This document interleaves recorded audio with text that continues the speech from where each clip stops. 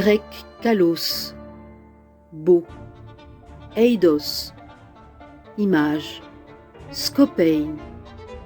Regardez, le kaléidoscope réfléchit à l'infini et en couleur la lumière extérieure.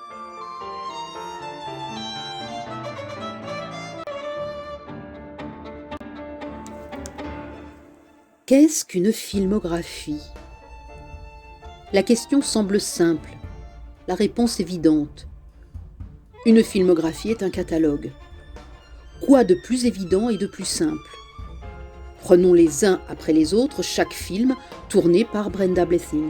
Dressons-en la liste, regardons-les et nous aurons une idée de la filmographie que nous voulons étudier. Mais la réalité n'est pas si rectiligne. Quels films souhaitons-nous faire entrer dans une telle étude ? Les films pour le cinéma ? Les films pour la télévision ? Uniquement les longs métrages ? Les séries TV sont-elles à prendre en compte ? Quels critères retenir ? Quel choix ? Quelle approche ?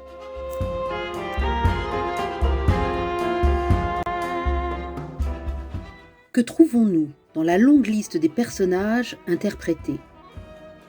Peut-on dégager un registre spécifique, une prédilection pour un type de rôle ?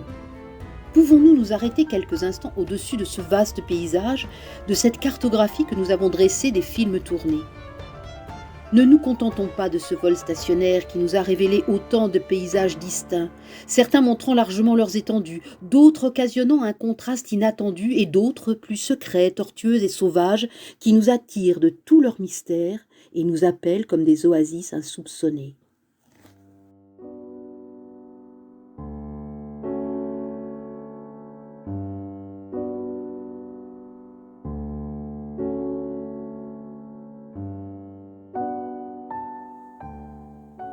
Nous avons peut-être en mémoire la mort de l'écrivain Bergotte telle qu'elle est imaginée par Proust dans La prisonnière. Bergotte connaît une sorte de rédemption artistique à la vue du petit pan de mur jaune, dans la vue de Delft de Vermeer. Il remarqua pour la première fois des petits personnages en bleu, que le sable était rose, et enfin la précieuse matière du tout petit pan de mur jaune. J'ai adopté définitivement ce petit pan de mur jaune comme la meilleure définition que l'on puisse faire du talent de Brenda Blessing.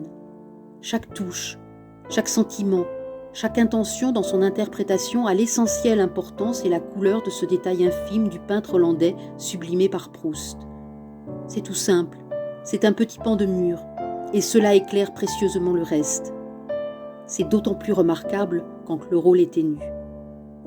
C'est grâce à cette formidable entreprise silencieuse et faste que l'actrice-artiste nous entraîne à considérer l'œuvre cinématographique, non pas dans sa globalité, mais bien justement dans ses détails infimes, univers poétique et transcendé, dans les espaces laissés vacants par le monde factuel et tangible, et où se forge l'imaginaire, mais aussi souvent la clé du réel.